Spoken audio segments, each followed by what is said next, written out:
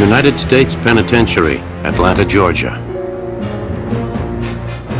Its mission is to confine the worst federal criminals in America. In the Bureau of Prisons, there are minimum, low, medium, and high security level institutions, and this is a high security institution, which means that we house inmates who are serving rather lengthy sentences. More than half of our inmates are serving 20 years or more, including life sentences. They had a stretch where things were exceptionally violent inside. At that time, Atlanta had the reputation as being the most dangerous in the federal system because of the number of homicides, stabbings, etc. Fear. If you can put the fear of God in someone, they'll stay away from you. As big as I was, no one dared jump on me because they'd seen me whip a couple guys pretty bad. And so that was pretty much the element that kept me alive. Built in the grand scale of a classical cathedral, its gray stone facade rises 60 feet from the ground. A massive entranceway is dwarfed between imposing Grecian pillars. Known as the Big A to its inmates, Atlanta has held a diverse population from bootleggers to bank robbers to the prisoner who ran for president while still behind bars. From counterfeiters to legendary gangsters like Vito Genovese, Joe Valachi, and Al Capone. From cold-blooded killers to the warden who was sentenced to do time in his own prison.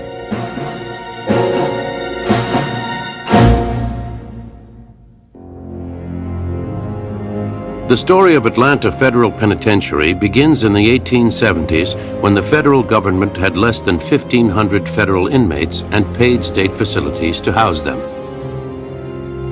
But by 1880, the number of federal offenders was growing and state prisons were becoming overcrowded. Clearly, the government needed its own prisons. So, in 1891, Congress passed the Three Prisons Act. The bill called for the creation of a federal prison in the East, the Midwest, and the West. Leavenworth in Kansas was the first built. Attorney General John Griggs had the task of choosing a site for the next prison. He settled on a 300-acre parcel just 1 mile from the city of Atlanta. It was on a principal street that was simply named Boulevard and was convenient to the railroads. To ensure the building of the prison and the jobs it would bring, the city of Atlanta purchased the land for $60,000 and donated it to the federal government. Plans were drawn by the same architects that had been responsible for the imposing structure of Leavenworth. Initial designs for the new prison called for 2 cell houses on either side of a grand entrance that would serve as part of the outer wall. It was also intended to make a psychological statement.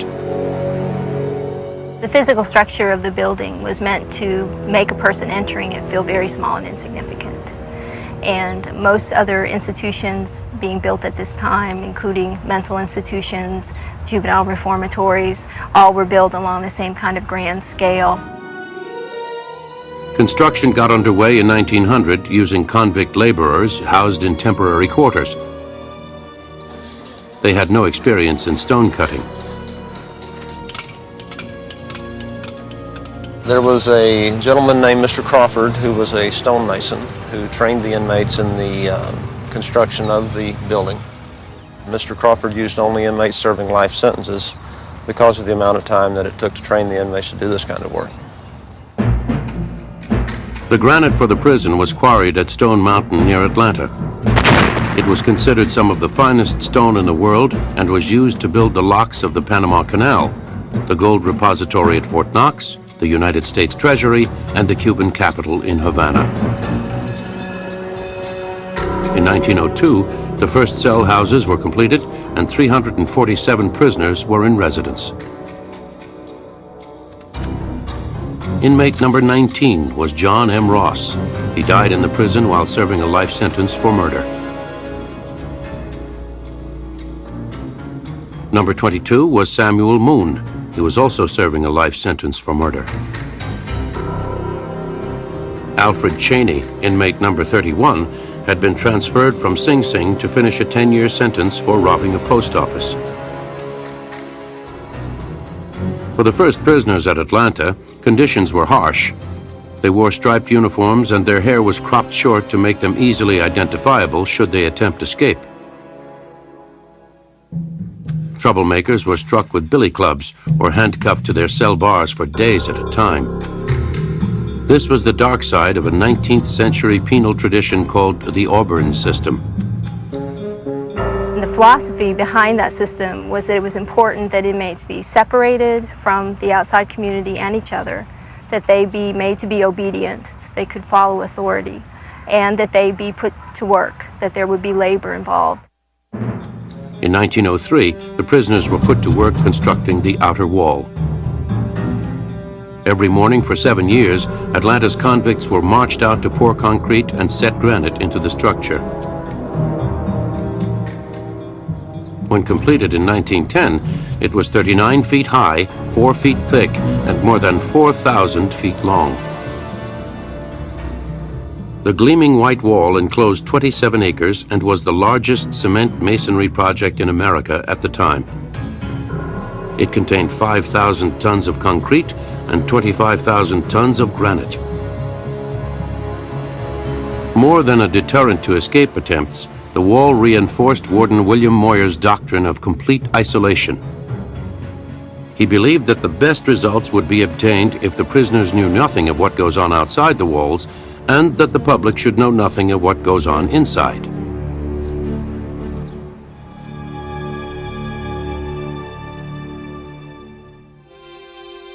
The inmates received no visitors and were allowed to write just one letter per month. They were not permitted to speak with others except for brief conversations in low tones. The dining room was also kept silent. Inmates sat at desk-like tables and could communicate to guards and staff using only approved signals and gestures. Prisoners were expected to hold their right hand up for bread, their fork up for meat, their spoon for soup, and their knife for vegetables. Church attendance was compulsory as part of the prison's policy of penitence and redemption, but there was little other activity inside. There were no prison industries, and inmates not selected to work on the wall and later building projects were left alone in their cells. These offered grim comfort at best. There was no hot water. A bucket served as the toilet. The men slept on beds made of iron slats covered with straw mattresses. With the completion of the first buildings here, the federal government had congratulated itself on the creation of a model prison. But for the growing number of federal prisoners inside, the giant stone edifice with its policy of forced silence and isolation became a monument to misery.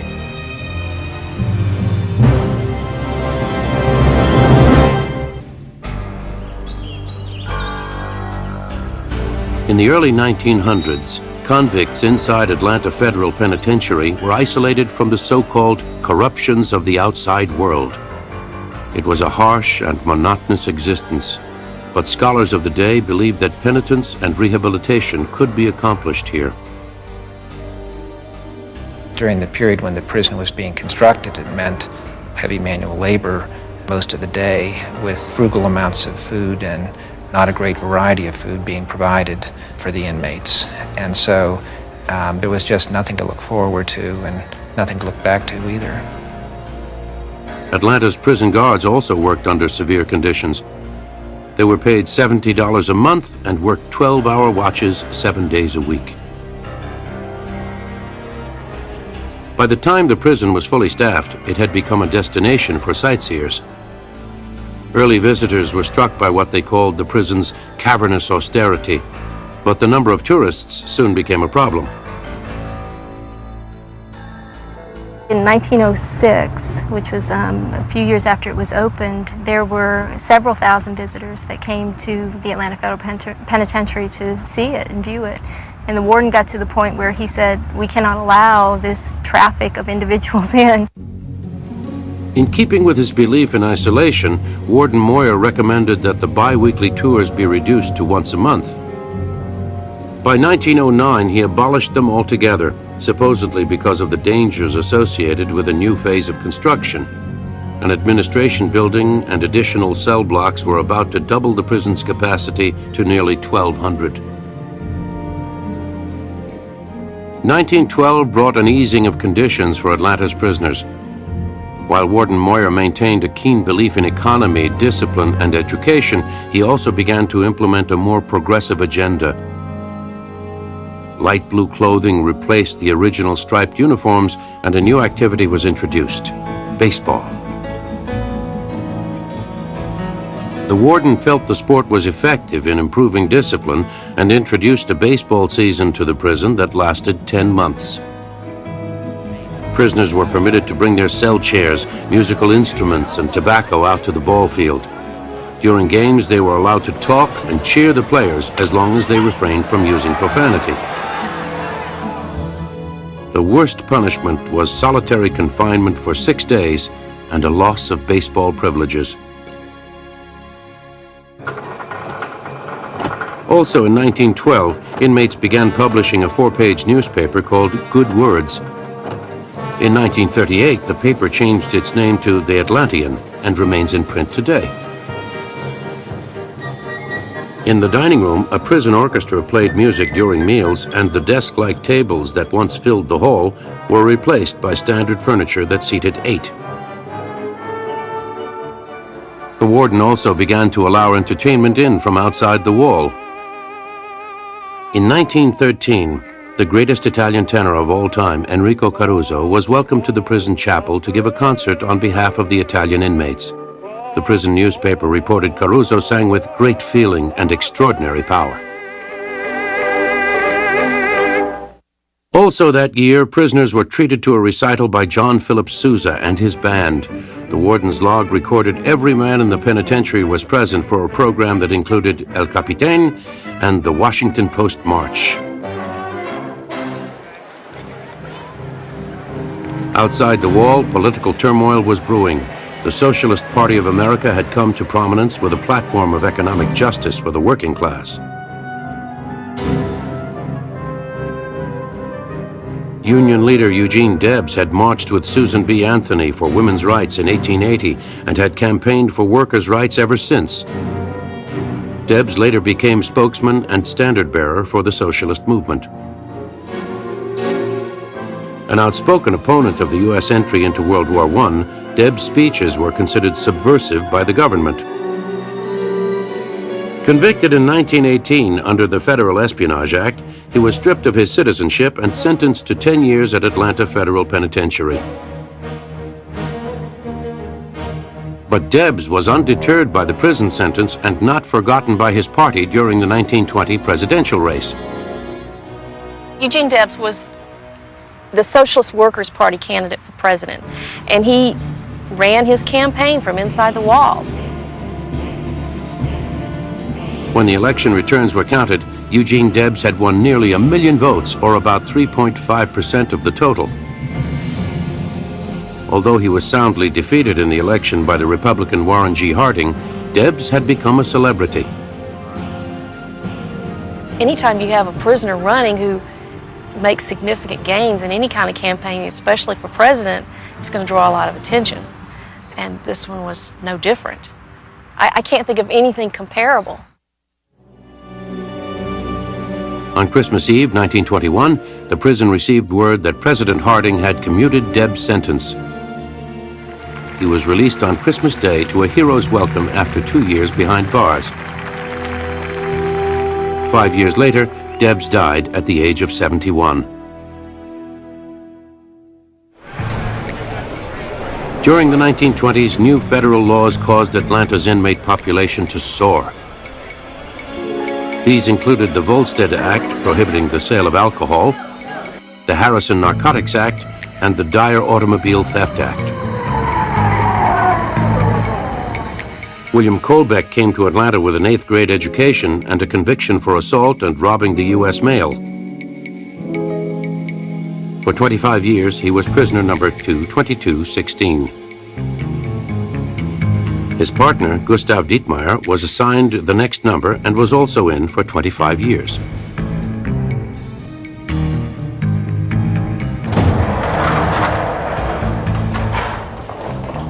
By 1923, Atlanta's population reached 2,800. This was more than twice its intended capacity. Inmates were forced to sleep 3 and 4 to a cell. At least 500 slept in hallways and basements. Enforcement of Atlanta's silence system became impossible, and it was abandoned. During this time, the warden, Albert E. Sartain, supervised the addition of a new power plant and water pumping facility. As the population and infrastructure at the penitentiary grew, so did the city around it. 2 years before construction of this facility, Atlanta had a population only of about 100,000. So this was a real boon to the economy of Atlanta. The city's population between 1900 and 1930 increased to about 400,000. And so in the 20s, the economy of the city was going very well. This was the Roaring Twenties, and just over a mile from the prison, the city offered a wealth of temptations.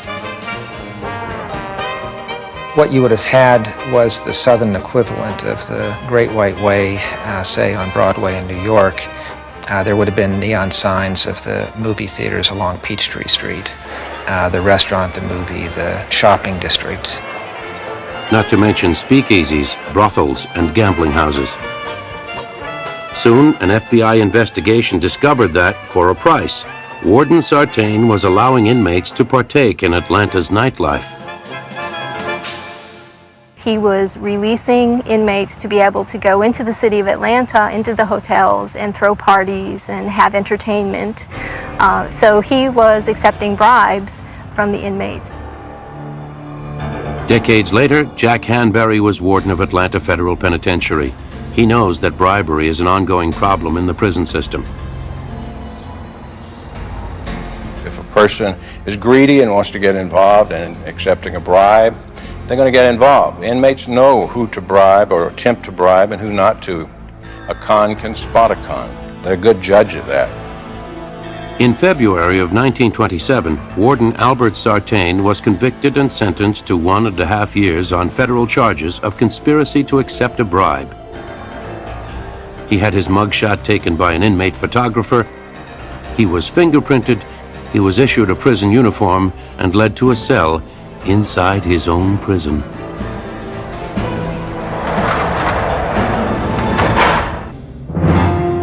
During the 1930s, the administration of Atlanta Federal Penitentiary focused on individual rights. Warden Joseph Sanford granted inmates open access to library shelves and encouraged them to teach and attend school in prison classrooms. Building on the prison's tradition of baseball, other sporting events and track tournaments were added to the inmates' program. To show their gratitude, the inmates dedicated the athletic field to James Bennett, director of the Federal Bureau of Prisons. From then on, the grassy area was designated Bennett Field. The 1930s was also the era of the gangster. And in 1932, Atlanta Federal Penitentiary received its most notorious offender. Alphonse Capone was the most famous of all American mobsters. His domination of Chicago's bootleg liquor traffic and gambling enterprises brought him an illegal income of more than $20 million a year by the end of the 1920s. As brutal as he was ingenious, Capone survived the Chicago gang wars by killing his competitors one by one.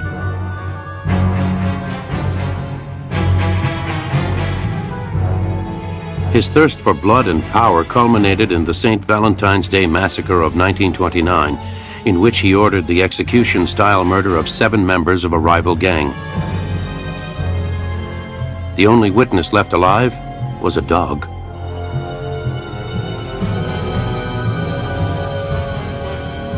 Unable to connect Capone directly to his career as a mob boss and murderer, the Chicago police were powerless to bring about a conviction. Meanwhile, Capone enjoyed a flamboyant, high-profile lifestyle as a socialite and national celebrity. Finally, federal authorities succeeded where the Chicago police could not. In October 1931, a jury found Capone guilty of income tax evasion. The judge sentenced him to 11 years in Atlanta.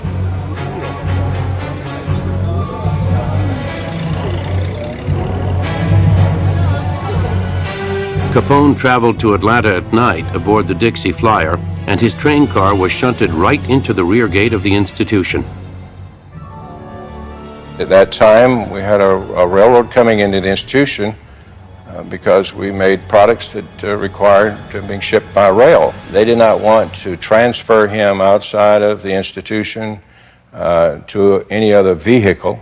So the easiest thing for them to do and the most secure thing for them to do was to simply bring him inside in the rail car. Inside Atlanta, Capone became inmate number 40886 and lived in an 8-man cell. He was assigned to the shoe shop, where records show he worked alongside other inmates and learned to be a competent cobbler. In 1934, amid reports that he was still running the mob from inside Atlanta's walls, Capone was transferred to the Rock, the federal prison at Alcatraz. At the Rock, Capone's only visitor was his wife, May. He was not allowed to speak to anyone at the prison beside the guard staff and warden. He received no newspapers and lived alone in a 9-foot by 5-foot cell. Capone was released in 1939 amid rumors that he was suffering the dementia brought on by syphilis. He died of the disease at his home in Florida in 1947. At Atlanta, prisoners followed this news on the new wireless radio that was piped by earphones into their cells beginning in 1938. For many inmates, radio brought word of America's entry into World War II. Like all other American men, the prisoners were required to register for the draft, although they were automatically classified 4F, ineligible for service. Still, the prison began a noted war effort. Inmates produced $30 million worth of war supplies in the prison's industry building. The industry building dated from Woodrow Wilson's presidency in 1916 and was originally built to manufacture canvas bags for the U.S. Postal Service. It was under Wilson's administration that federal prisoners were first paid for their labor. From the prison's original canvas factory, inmates made tents for the troops overseas, as well as stretchers, tank covers, and water tanks used by Marines in the Pacific. By 1943, Atlanta's inmates were turning out much-needed mattresses at the rate of 10,000 per month. They worked exceptionally hard in preparing uniforms and supplies and things like that for the troops. But they also contributed in another way, in the sense that there were a number of experiments, drug experiments that were done on the inmate population. As an extension of the war effort, the United States Public Health Service started a study of malaria in March of 1944. The disease had become a serious problem during the war. They were trying to find some way to treat or prevent the illness. And so they asked for volunteer inmates. They had about 200 who volunteered for the first test. And it did involve actually being bit by infected mosquitoes. And they were testing a series of different drugs that they thought would treat that. No one died during the 18-month testing program, and none of the inmates who volunteered to be infected with malaria were compensated with any time off their sentences. Prisoners were also used for other experiments, often with little regard for their safety. It came out during some testimony before a congressional committee that the inmates here in the 1950s were used as guinea pigs for some CIA-based drug experiments. Foremost among the drugs was LSD, which had been discovered in 1943 and was known to produce hallucinations and symptoms of mental illness. The doctors doing the research were doctors from Emory University. They didn't even know that the CIA was funding it. But what they were testing for was to see how a drug would affect their memory. Would it change their sex patterns? Would it create aberrant behavior? Other medical research conducted on Atlanta's inmates included a test of how industrial noises affect hearing. Inmates were also included in a federal study of the transmission and treatment of venereal diseases. Such medical research on Atlanta's prisoners was suspended in 1976 when a federal task force found that some prisoners had been coerced into the experiments. Since then, there have been no official reports of medical testing in the prison.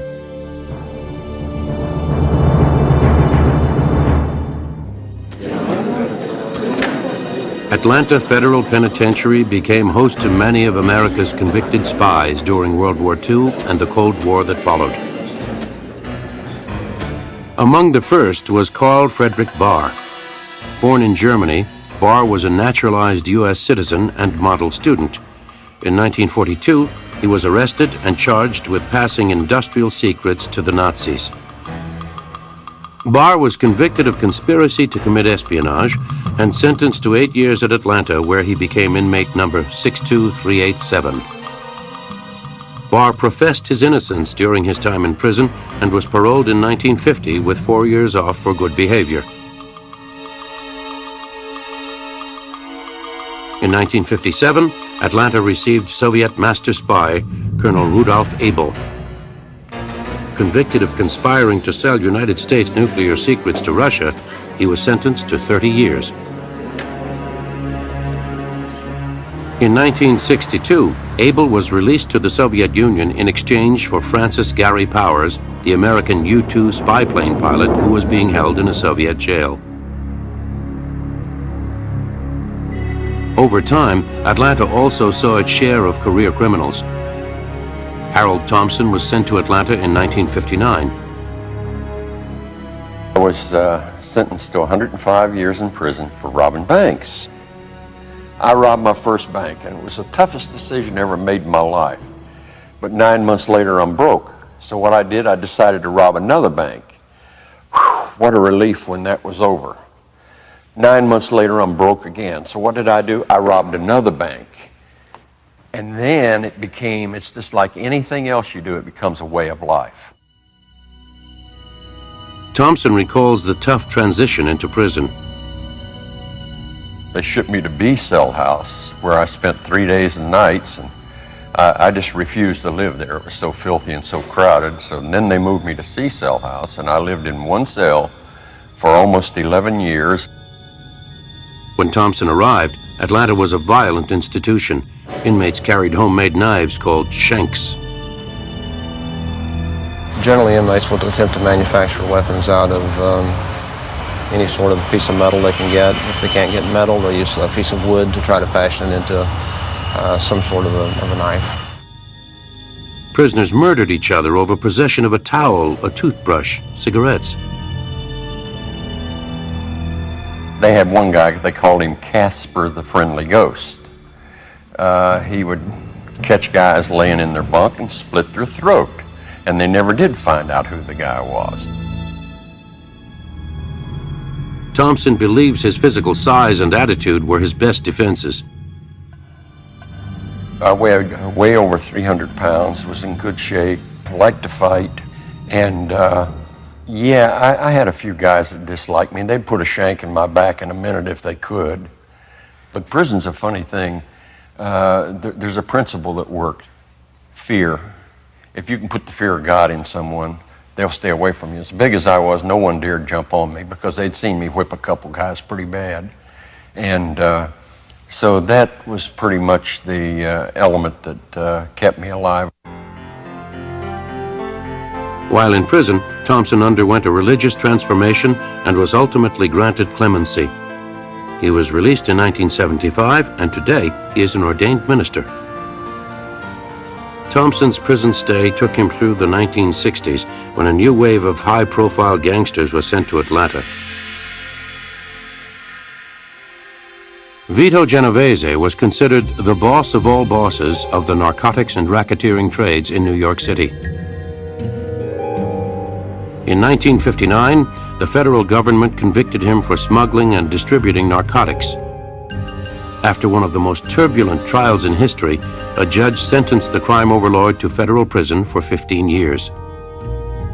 Vito Genovese was a gentleman. I knew a lot of these guys. I played bocce ball with them. And they were like you and I. They put their pants on one leg at a time, but they were part of something that was big. From inside the prison, Genovese continued to rule his underworld empire and order the killing of his rivals. His cellmate for a time was Joe Valachi, another member of the New York underworld crime syndicate. Valachi was also serving time for narcotics violations.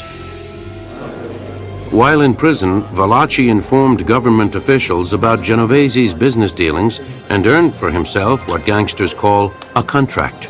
I do know this, that a heavy contract was put out on Joe Valachi, and a reward for anybody that wanted to kill him get $100,000, so that's pretty serious business. Valachi was transferred to Leavenworth for his own safety.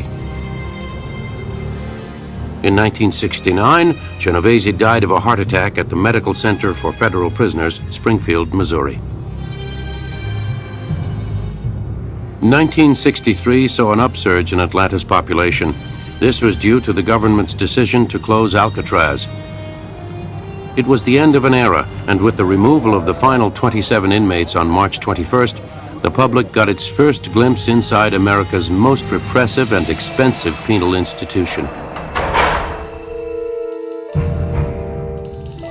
The most notorious of Alcatraz's inmates found themselves transferred to Atlanta. Among them was Mafia kingpin Mickey Cohen. An ex-prize fighter, Cohen had begun his career in crime as a thug for Las Vegas boss Bugsy Siegel before moving to Hollywood. Cohen inherited Siegel's racing interests and ran a bookmaking enterprise in Los Angeles. Always flamboyant, he dressed lavishly and flaunted his wealth and power. The government finally arrested Cohen and charged him with tax evasion in 1958. He was sentenced to 15 years in prison. When they closed Alcatraz, Mickey came here, and he was a fanatic for being clean. And he'd have guys clean his cell 2 or 3 times a day. He'd use a box of talcum powder about every 2 or 3 days, and he was a character. By the 1970s, Atlanta Federal Penitentiary was 80 years old. The modern prison authorized in 1891 was now described by officials in Washington as, quote, an obsolescent institution in which it is difficult to give offenders privacy and modern correctional programs consistent with human dignity. Those conditions contributed to an escalating wave of violence. 12 inmates and a prison dietitian were murdered in the massive penitentiary between 1973 and 1976. The prison was desperately overcrowded, and there were fears that the day might come when the staff would lose control.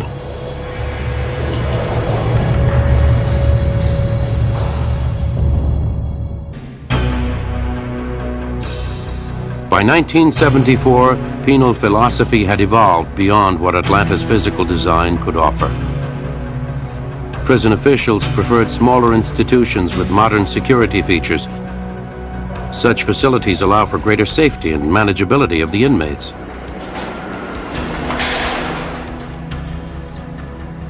Atlanta Federal Penitentiary, with its cavernous stone cell blocks, was scheduled for closure. But in 1980, the government faced a new and growing problem. In the spring of that year, an estimated 125,000 people fled Cuba for America. They launched from the island's Mariel Harbor on countless boats and makeshift watercraft. When the so-called Mariel boat people came ashore in southern Florida, their numbers included a high percentage of criminals and those suffering from mental illness. Still others committed crimes once they arrived here. The U.S. government needed a place to incarcerate those illegal Cuban immigrants who were believed to be a threat to the public. Without trial, nearly 2,000 Marielitos were sent to Atlanta to be detained indefinitely. Cubans were very aggressive, very unpredictable, a totally different culture, more violent prone than the average sentenced inmate in the federal system. A whole host of psychotic inmates. At one time, our count here of Cubans only was about 1,850. 415 of those were psychotic inmates. Sam Ivanovich was a guard at Atlanta when the Cubans came. In this one cell house, there are probably close to 500 Cubans, okay? And one of them had a comb, and it was stolen from his belongings, in the cell. And the same inmate that had the comb stolen stabbed another Cuban about 5 or 6 times. He killed him. And when asked, whatever did you do that for? And he said, he stole my comb. One inmate wanted another's watch, and they got in a fight over that, and it escalated, and it began to grow, and our staff were in jeopardy. Atlanta became a pressure cooker packed with violent and aggressive prisoners. Its heating, lighting, and water systems had become deficient due to age and vandalism caused by the inmates. On November 23, 1987, the crisis reached a boiling point. They were desperate, and so when desperate people find no way out and feel they lose hope, they do irrational things, and that was an irrational situation that became mob action. For 8 hours, the Cuban inmates rampaged, turning Atlanta Federal Penitentiary into a riotous scene of fire, screaming, and destruction. Hostages were taken, and guards fired tear gas into the confusion as they fought to regain control.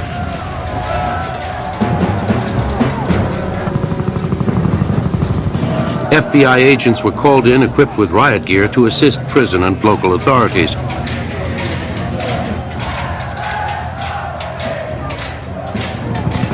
And using helicopters, firefighters dropped water onto the flames in an effort to stop the destruction.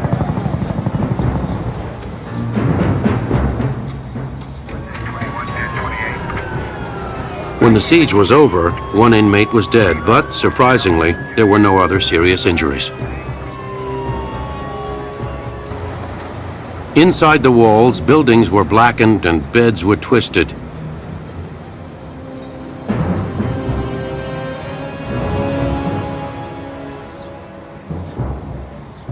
Since that time, Atlanta Federal Penitentiary has undergone extensive renovation, and the Bureau of Prisons now plans to keep the institution open.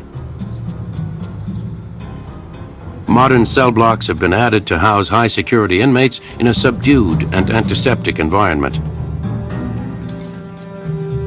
Prisoners in the newest building live in single cells that are observed around the clock. No movements go undetected. There is little room for violent behavior or unauthorized activity. State-of-the-art security and communication equipment has been installed along with new ventilation and plumbing systems. Outside, razor wire now trims the monumental stone facade where a prisoner once climbed out a window in a failed escape attempt. If you cut it, it moves a lot, okay? And the more you cut it, the more it's going to move. So if you get involved with razor wire and you try to cut yourself out, you're going to cut all the pieces. You'll bleed to death because the more you move and the more you cut, the worse it gets. Guard towers are air-conditioned and equipped with high-powered automatic weapons and night vision surveillance equipment. In some ways, though, the federal penitentiary in Atlanta continues to operate as it did in 1903. It still incarcerates America's most notorious federal criminals, and it persists in keeping the outside world from seeing in. Much of what goes on behind the walls today remains a mystery. We wouldn't restrict you from filming because of real danger. We have security concerns that we don't do a lot of filming inside the institution. We will take you in and show you what a current modern-day cell house looks like. The modern cell block was the only area our camera crew was allowed to photograph. The rest of the institution remains unseen. Its daily routine known only through official reports. Even those are punctuated by accusations of inmate mistreatment and torture. The murder of one of Atlanta's prison guards was among the most recent tragedies to focus attention here. In 1994, Correctional Officer D'Antonio Washington was killed by an inmate here. And he was hit from behind by an inmate who had gotten a hammer from another inmate on a work detail and came up behind him and struck him with a hammer. The prisoners were locked in their cells, and the inmate who killed Officer Washington was quickly apprehended. There was a period of mourning, the cell doors were reopened, and life went on at Atlanta Federal Penitentiary. This is a dangerous place, and it has been for much of its history, and it's dangerous primarily because of the kind of inmates that it keeps here. When it first opened, it was open for maximum security inmates, and there have only been brief periods during its history when any other type of inmate was kept here. The future is not entirely clear. America's federal prison system is running at full capacity, and renovations continue to be made at Atlanta. For better or for worse, the staff and inmates here expect the Big A to be open long after its centennial in the year 2002.